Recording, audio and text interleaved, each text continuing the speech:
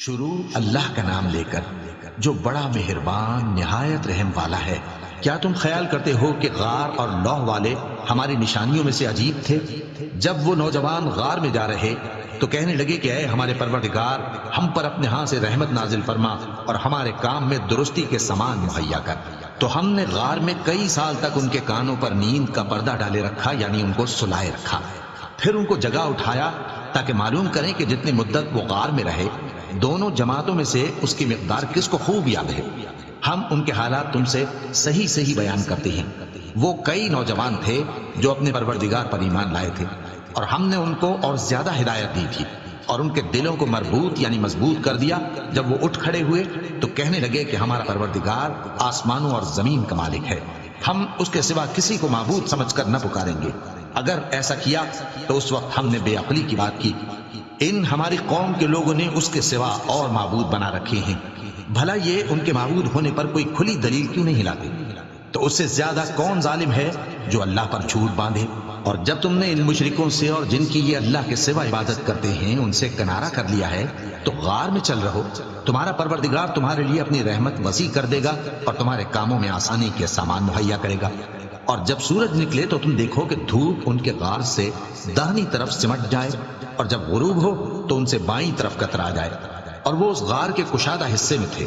یہ اللہ کی نشانیوں میں سے ہیں، جس کو اللہ ہدایت دے وہ ہدایت یاب ہے، اور جس کو گمراہ رہنے دے تو تم اس کے لیے کوئی دوست راہ بتانے والا نہ پاؤ گے۔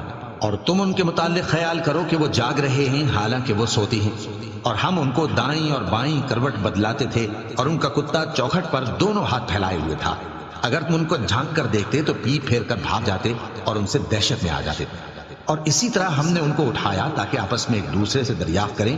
ایک کہنے والے نے کہا کہ تم یہاں کتنی مدت رہے؟ انہوں نے کہا کہ ایک دن یا اس سے بھی کم۔ انہوں نے کہا کہ جتنی مدت تم رہے ہو تمہارا پروردگار ہی اس کو خوب جانتا ہے۔ تو اپنے میں سے کسی کو یہ روپیہ دے کر شہر بھیجو، وہ دیکھے کہ نفیس کھانا کون سا ہے تو اس میں سے کھانا لے آئے، اور احتیاط سے آئے جائے اور تمہارا حال کسی کو نہ بتائے۔ اگر وہ تم پر دسترس پا لیں گے تو تمہیں سنسار کر دیں گے یا پھر اپنے مذہب میں داخل کر لیں گے، اور اس وقت تم کبھی فلاح نہیں پاؤ گے۔ اور اسی طرح ہم نے لوگوں کو ان کے حال سے خبردار کر دیا تاکہ وہ جانیں کہ اللہ کا وعدہ سچا ہے، اور یہ کہ قیامت جس کا وعدہ کیا جاتا ہے اس میں کچھ شک نہیں۔ اس وقت لوگ ان کے بارے میں باہم جھگڑنے لگے اور کہنے لگے کہ ان کے غار پر عمارت بنا دو۔ ان کا پروردگار ان کے حال سے خوب واقف ہے۔ جو لوگ ان کے معاملے میں غلبہ رکھتے تھے وہ کہنے لگے کہ ہم ان کے غار پر مسجد بنائیں گے۔ بعض لوگ اٹکل پچو کہیں گے کہ وہ 3 تھے اور چوتھا ان کا کتا تھا، اور بعض کہیں گے کہ وہ 5 تھے اور چھٹا ان کا کتا تھا، اور بعض کہیں گے کہ وہ 7 تھے اور 8واں ان کا کتا تھا۔ کہہ دو کہ میرا پروردگار ہی ان کے شمار سے خوب واقف ہے، ان کو جانتے بھی ہیں تو تھوڑے ہی لوگ جانتے ہیں۔ تو تم ان کے معاملے میں بحث نہ کرنا مگر سرسری سی بحث، اور نہ ان کے بارے میں ان میں سے کسی سے کچھ دریافت ہی کرنا، اور کسی کام کی نسبت نہ کہنا کہ میں اسے کل کر دوں گا، مگر انشاءاللہ کہہ کر، یعنی اگر اللہ چاہے تو کر دوں گا۔ اور جب اللہ کا نام لینا بھول جاؤ تو یاد آنے پر لے لو، اور کہہ دو کہ امید ہے کہ میرا پروردگار مجھے اس سے بھی زیادہ ہدایت کی باتیں بتائے۔ اور اصحاب کہف اپنے غار میں 9 پر 300 سال رہے۔